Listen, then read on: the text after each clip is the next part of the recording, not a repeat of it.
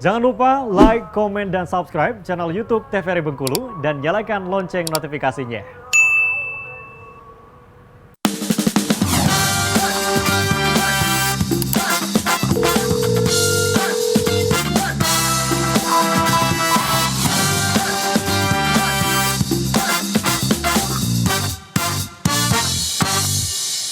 Halo pemirsa, terima kasih Anda masih bersama kami dalam Dokter Kito bersama Kito Sehat. Masih bersama dengan kita Dokter Junia karena kita membahas mengenai aspirasi benda asing.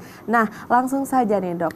Tadi sudah disampaikan banyak sekali ya mengenai aspirasi benda asing mulai dari internal maupun eksternalnya juga. Nah, Dok, ini kalau misalnya terjadi nih Dok, tanda-tanda aspirasi benda asing dalam tubuh kita tapi kita nggak menyadari tubuh kita atau tubuh anak kecil. Misalnya anak kecil kan belum bisa bicara tuh Dok. Nah terus kemudian ada aspirasi benda asing namun orang tuanya nggak tahu. Itu apakah ada kasusnya dan bagaimana Dok kira-kira? Oh iya, kebetulan ini ada cerita menarik ya terkait aspirasi benda asing sendiri terutama pada anak.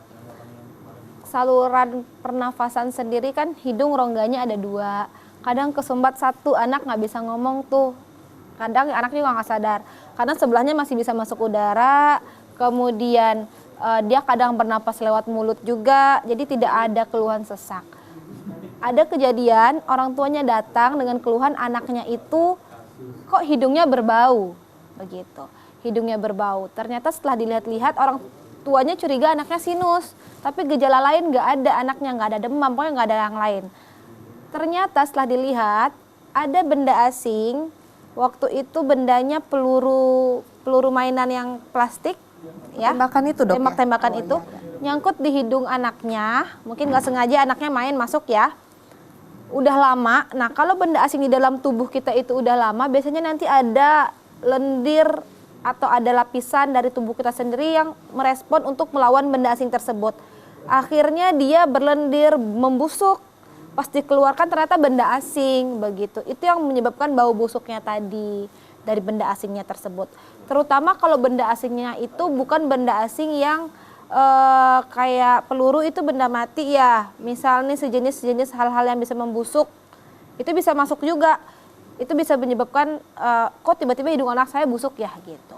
Tapi untuk gejala pastinya adanya sumbatan, itu pasti anaknya kalau kekurangan oksigen nanti biru.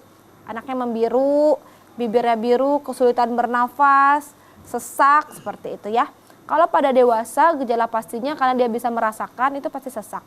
Dan biasanya dewasa dia sadar kalau ada benda asing, terutama benda-benda tajam.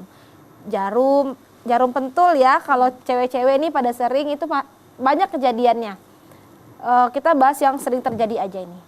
Dia pakai jilbab, pentulnya ditaruh di mulut ya, sambil rapiin jilbab. Ketelan itu, masuk. Kadang masuknya ke lambung, kadang masuknya ke saluran nafas. Karena itu kan memang percabangan di situ ya. Itu sering terjadi, jadi hati-hati. Walaupun dewasa pun yang harusnya aku kan bisa ngontrol kapan mau aku copot lidahnya. Ada aja kaget, nggak sengaja ketelan. Nggak kaget pun ketelan, jadi banyak kejadian seperti itu. Jadi diharapkan lebih hati-hati. Sepertinya sepele ya, tapi itu bisa menyebabkan kematian, begitu. Baik, terima kasih banyak Dokter Junia. Tadi sudah menjelaskan ya dalam medis itu aspirasi benda asing itu apa saja. Kemudian tadi sudah diberitahu juga kepada saya dan pemirsa di rumah bagaimana tata laksana awal ya untuk anak kecil sampai dewasa juga. Terima kasih banyak Dokter. Sama-sama. Dan juga kepada pemirsa, terima kasih banyak atas perhatian Anda. Akhirnya saya Julia Hartanti mewakili seluruh kerabat kerja yang bertugas pamit undur diri. Sekali lagi terima kasih yang setulus-tulusnya. Wassalamualaikum warahmatullahi wabarakatuh dan sampai jumpa.